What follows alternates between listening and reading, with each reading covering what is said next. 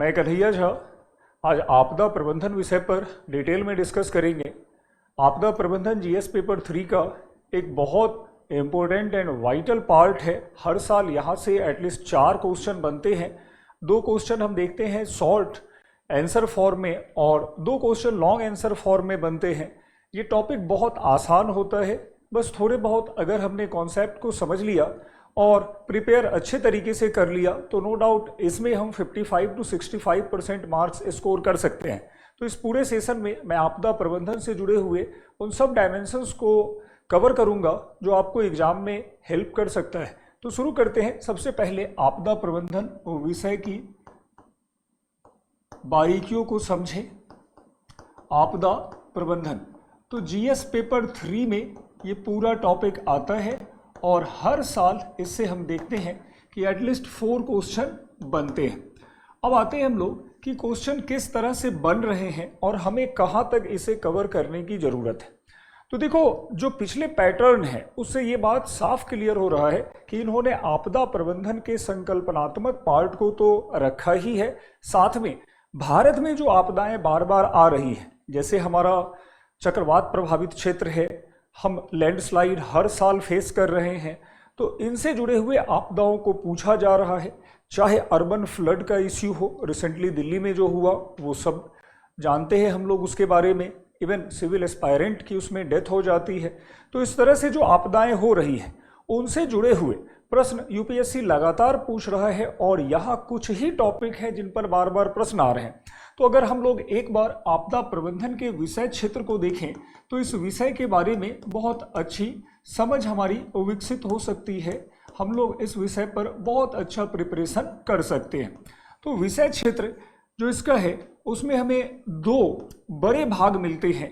सबसे पहला जो संकल्पनात्मक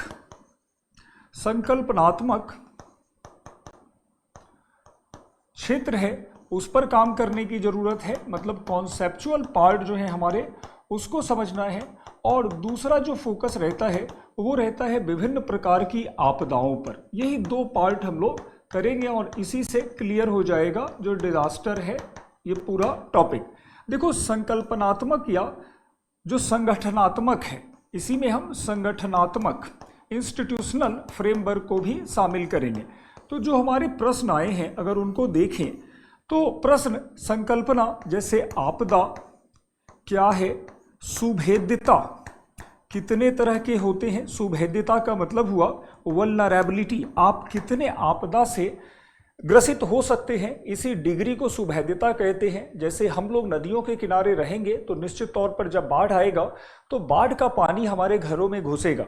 इसी तरह अगर हम ज्वालामुखी के पास होंगे तो ज्वालामुखी का लावा हमारे ऊपर गिरेगा। इसी तरह से अगर हम समुद्र के तटों पर होंगे तो निश्चित तौर पर चक्रवात का प्रभाव दिखेगा।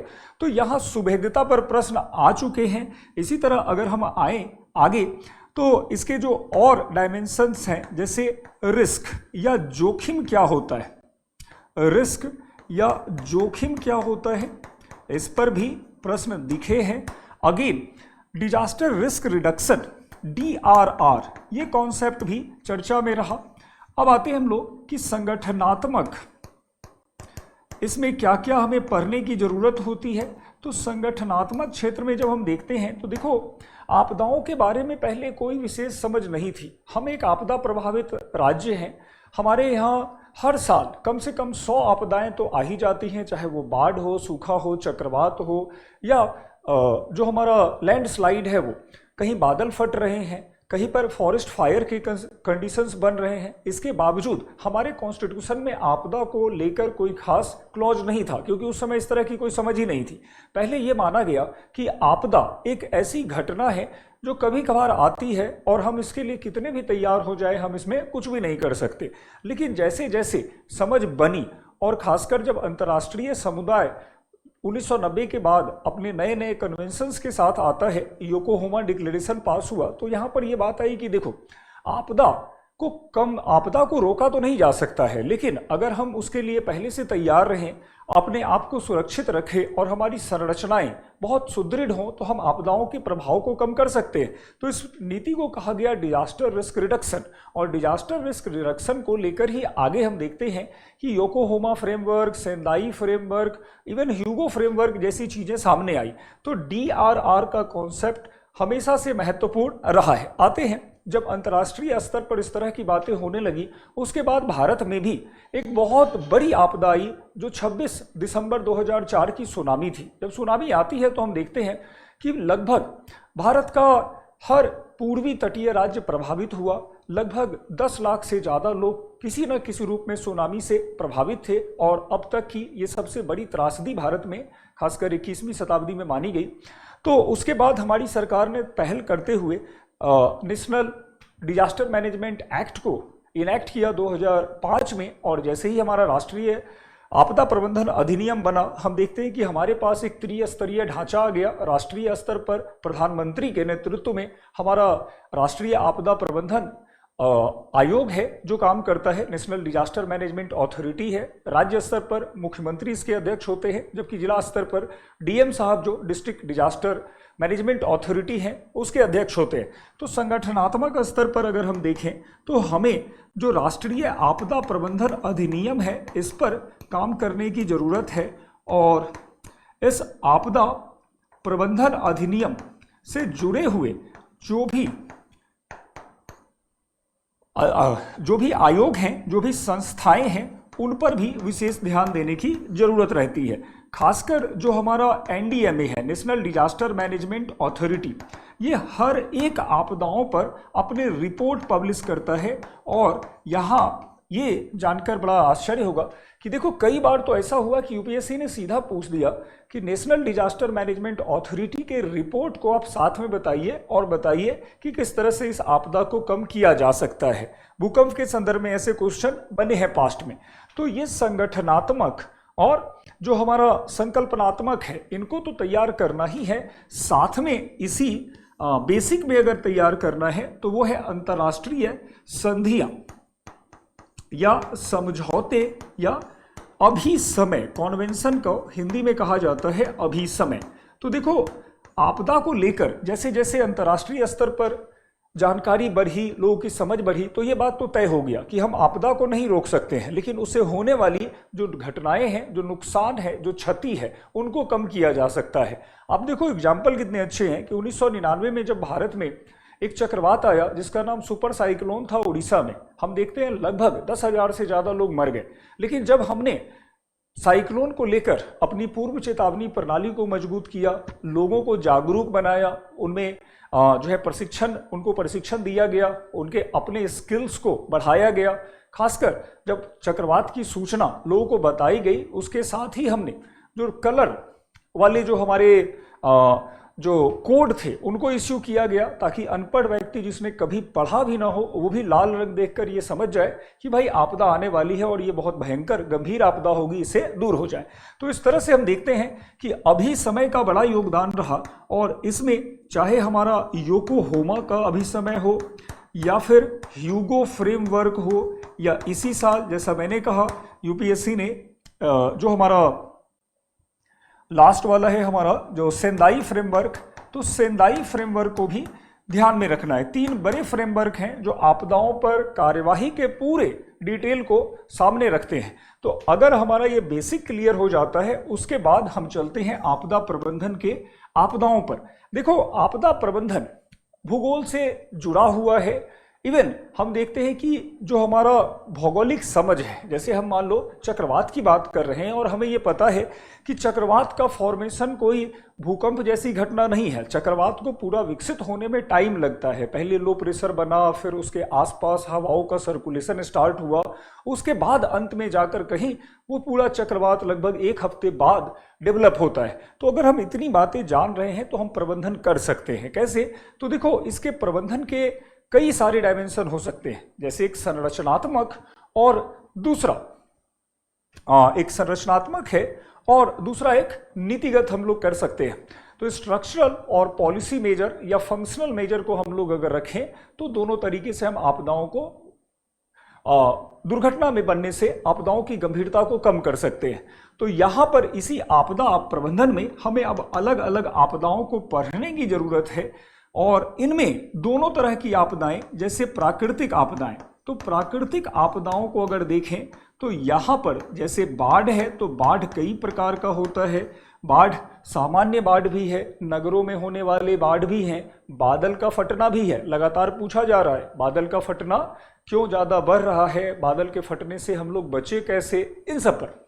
इसी तरह से हम देखते हैं नगरों में बाढ़ है। इसी प्रकार चक्रवात पर प्रश्न बार बार बने हैं, भूस्खलन पर बनते हैं, भूस्खलन या लैंडस्लाइड पर बनते हैं। इसी तरह हम देखें तो जंगल में आग पर प्रश्न बन चुका है, फॉरेस्ट फायर, जंगल की आग पर।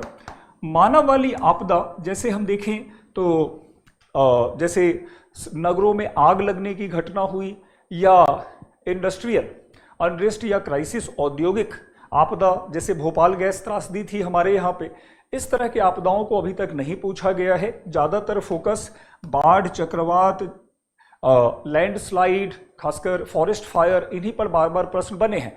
तो जो 4 प्रश्न आते हैं उनका दायरा, उनका की ये है कि जो साल 2 साल में घटनाएं होती हैं इंडिया में, उन्हीं को ये बेस बनाकर पूछते हैं। दूसरी बात ये है कि आपदा प्रबंधन में जो प्रश्न बनते हैं उसका ट्रेंड बदला है, पैटर्न बदला है। अब यूपीएससी ये चाह रहा है कि आप कम से कम 2 आपदाओं के, संबंधित आपदाओं के, जैसे लैंडस्लाइड आपने तैयार किया तो 2 लैंडस्लाइड के डिटेल कंटेंट आप तैयार करो, लैंडस्लाइड से जुड़े हुए 2 घटनाओं को एज अ केस स्टडी आप प्लेस करो। तो इस तरह से आपको सिलेबस तैयार करने हैं और 2 एग्जाम्पल्स के साथ ही इसको आगे लेके चलना है। अब आओ कि आपदा प्रबंधन में हमें क्या क्या ध्यान रखने की जरूरत है, किस तरह से इसको अप्रोच करें। तो सबसे पहली बात, जब आप सिलेबस से अवेयर हो गए, अप्रोच या पढ़ने की बात है, तो ये दिमाग में रखना है कि हमारी समझ एग्जाम में हेल्पफुल होगी, साथ में फैक्ट और डेटा को भी रखना है। सबसे पहली बात तो जितने कॉन्सेप्चुअल पार्ट हैं उनसे आप सबसे पहले अवेयर हो जाओ। जैसे आपदा, कोई कहता है आपदा क्या होता है, तो आपदा वो स्थिति है जिसमें जान माल का नुकसान होता है। घटनाएं और आपदाएं दोनों एक चीज नहीं होती है। इसका बहुत अच्छा उदाहरण है, आप देखो कि अगर किसी एक जमीन, एक लैंड पार्ट में अगर कहीं पर एक ज्वालामुखी विस्फोट होता है और सपोज यहां पर कोई नहीं रहता है, तो ऐसे कंडीशन में ज्वालामुखी का फटना आपदा नहीं होगा। लेकिन अगर यहाँ पर ह्यूमन सिविलाइजेशन है, लोग रहते हैं, तो ऐसे कंडीशन में लावा निश्चित तौर पर रहने वाले लोगों को क्षति पहुंचाएगा। तो ये ज्वालामुखी अब आपदा का रूप ले लेगी। अब यहीं पर बात आई कि यहाँ रहने वाले लोग क्या हैं, तो ये सुभेद्य हैं। सुभेद्य का मतलब कि ऐसी आपदाओं से ये सबसे ज्यादा प्रभावित हो सकते हैं, इनका प्रभाव इन पर पड़ सकता है। अब सुभेद्यता कितनी है, तो इस डिग्री को ही जोखिम कहा जाता है। अगर वो बहुत पास है तो सुभेद्यता अधिक होगी, अगर दूर है तो सुभेद्यता कम होगी, रिस्क कम होगा। सुभेद्यता के भी कई सारे प्रकार होते हैं। ये फिजिकल सुभेद्यता हो सकती है, मतलब भौतिक सुभेद्यता, जैसे कच्चे मकान है और आप भूकंप के समय में कच्चे मकानों को देखते हो, बड़े जल्दी टूट जाते हैं। 2015 में जब भूकंप आया तो नेपाल के कई सारे मकान टूट गए। तो अगर बिल्डिंग्स पुराने हैं, अगर उनमें बहुत अच्छे तरीके से कंस्ट्रक्शन मटेरियल यूज नहीं किया गया है, तो निश्चित तौर पर ऐसे क्षति हमें दिखाई पड़ेंगे। तो सबसे पहला है कि आप कॉन्सेप्ट को समझिए, इसी के बाद आप आगे जा सकते हो। दूसरा है इसी कॉन्सेप्ट में ही, जैसे सुभेद्यता, जोखिम, डिजास्टर रिस्क रिडक्शन, और साथ में इसी में आता है आपदा प्रबंधन चक्र। आपदा प्रबंधन चक्र, तो देखो पहले हमें आपदा के बारे में कोई समझ नहीं थी, तो हम इसको लेके बड़े बेफिक्र थे। लेकिन जब जैसे जैसे अब समझ बन रही है, तो हम ये कह रहे हैं कि क्यों ना पहले से हम तैयार हो जाएं, प्रिपेयर्ड रहें, उसके लिए पहले से हम पूर्व चेतावनी प्रणाली विकसित करें। जब कभी आपदा आए तो हमारे राहत बल जैसे एनडीआरएफ इतने एक्टिव हों कि आपदाओं को खत्म कर पाएं। आपदा के तुरंत बाद भी हमारी कार्यवाही इतनी त्वरित हो कि जो भी क्षति होनी है या जिन व्यक्तियों की मृत्यु होनी है उनको बचाया जा सके, इवैक्यूएट किया जा सके। तो आपदा प्रबंधन आपदा के दौरान, आपदा के बाद और आपदा के पूर्व तीनों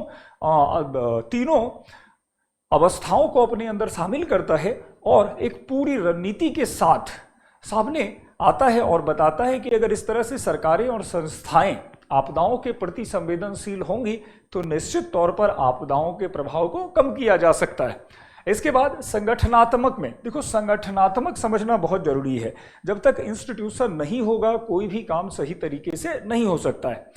हम देख रहे हैं कि प्रधानमंत्री इसको लीड कर रहे हैं, नेशनल डिजास्टर मैनेजमेंट अथॉरिटी को, तो कहीं ना कहीं प्रधानमंत्री का कंसर्न, प्रधानमंत्री का इन्वॉल्वमेंट ये बता रहा है कि ये एक बहुत राष्ट्रीय स्तर, राष्ट्रीय महत्व का विषय बनता है और विकास के साथ साथ आपदाओं की अगर अच्छी समझ, अच्छी तैयारी होगी तो हमारा विकास सतत विकास होगा, स्थिर विकास होगा।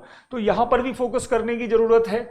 अभी समयों पर सीधे प्रश्न बन रहे हैं और बाकी की जो चीजें हैं, तो बाकी हर एक आपदा में आपको आपदा के मैकेनिज्म तो समझने ही हैं, उसको रोकने के उपाय भी करने हैं। जैसे देखो कि अगर हम कहें यहां पर हमारा कि यहां लैंडस्लाइड प्रोन जोन है, मतलब यहां लैंडस्लाइड बहुत ज्यादा आते हैं हिमालयन क्षेत्र में, तो हम क्या कर सकते हैं यहां पर जिससे ये लैंडस्लाइड रोका जा सके।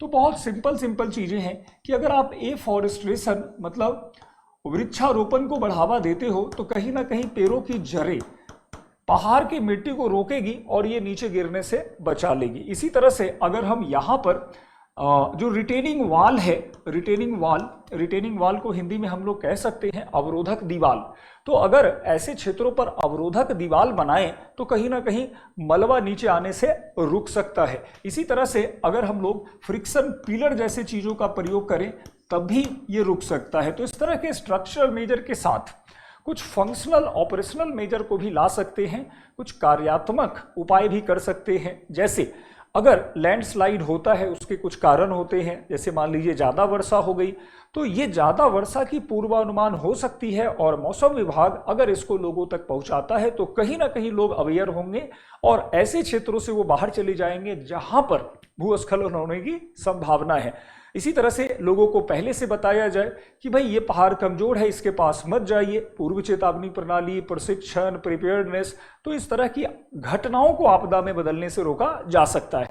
तो हर एक आपदा प्रबंधन में इस तरह की चीजें हमें पढ़नी है, समझनी है। टॉपिक बहुत आसान है, कुछ केस स्टडी के साथ, कुछ इंटरेस्टिंग फैक्ट्स के साथ हम इसको कवर कर सकते हैं। और हाँ, साथ में अगर इंटरनेशनल बेस्ड प्रैक्टिसेस को रखते हैं तो वो भी एक बहुत अच्छा तरीका होगा मार्क्स स्कोर करने का। और हाँ, एक लास्ट पॉइंट कि जब आपदा प्रबंधन करते हैं तो 2-3 चीज़ों का रोल यहाँ पे बढ़ता है। वो है आपके बनाए हुए, हाथ से बनाए हुए डायग्राम का और भारत के मैप का, खासकर अगर भारत के संदर्भ में पूछा गया तो वहां पर हमें शो करना पड़ेगा कि यहाँ पर ये आपदा आ रही है और ये क्षेत्र ज़्यादा उससे सुभेद्य बनता है।